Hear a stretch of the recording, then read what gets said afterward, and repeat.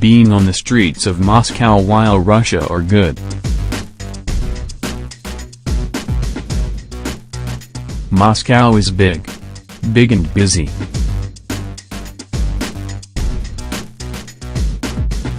Very big. Very busy. Very busy and big. These, you will surely recognize, are terrific insights from a seasoned traveler.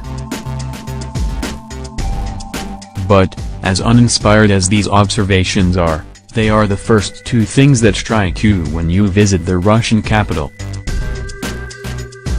After all, the World Cup is in town.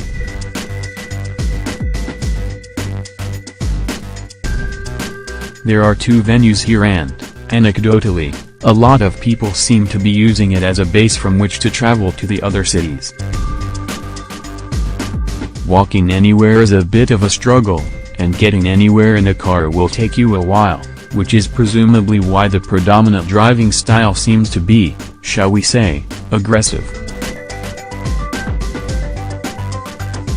I guess it's been much busier here since it all started, right? I ask a local. Not really, she replies.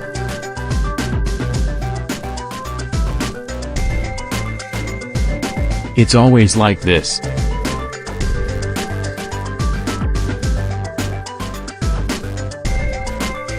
Moscow has absorbed the World Cup without really breaking its stride.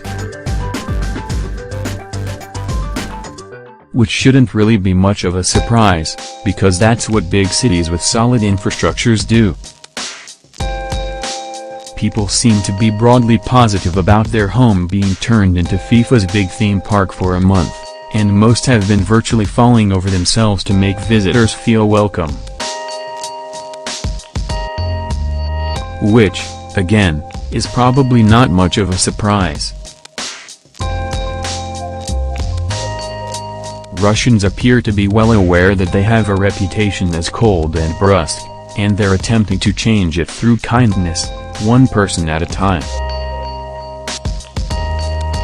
Because that's all you can do, on an individual level. Of course, the general spirit of bonhomie is helped, to say the least, by the host nation's extraordinary performances so far. You almost feel cheated that, having been promised an unparalleled shambles, Russia have been so incredibly good. We were all assured that this was a team without a formation, settled 11, clue or hope, but what has actually transpired has shocked everyone. Not least the locals, it seems.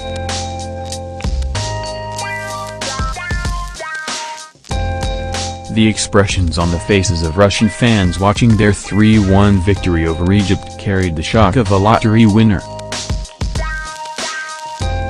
Actually, a lottery winner who'd thought they'd left their ticket in a pair of jeans that went through the Washington.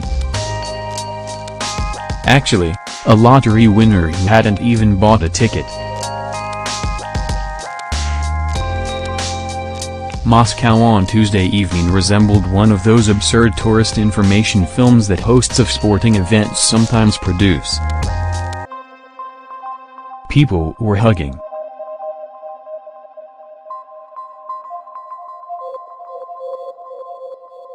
People were honking car horns.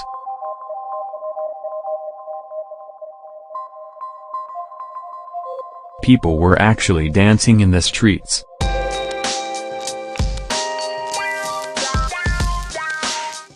The metro, and, without wishing to sound too partridge, the metro system really is as good as everyone says, at about 11:30, not long after full time, was flooded with joyous Russians, skipping between trains. At one point, what looked like a marching band, drum, sax, trumpet, gleefully paraded through a station. Outside, another one soundtracked an impromptu gathering.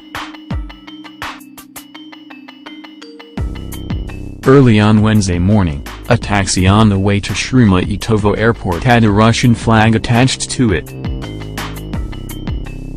And not one of those little flags you used to get from petrol stations, plastic and clipped onto a door, but one that was at least 4 feet wide, fluttering from a wooden pole somehow jammed into the back window. The thing most noticeable is that almost everyone unleashing this joy on the streets of Moscow is young. As in, teenager young.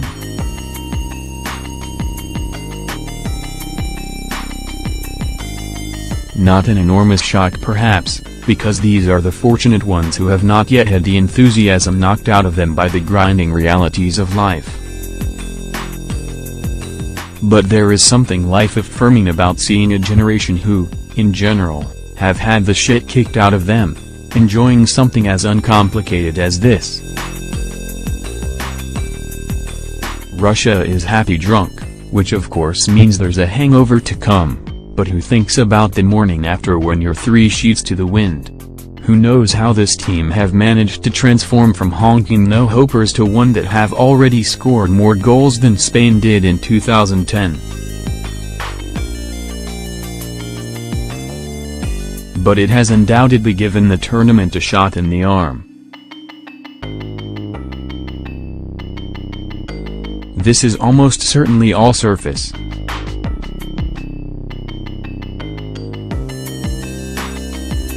The problems Russia has will remain after July 15th.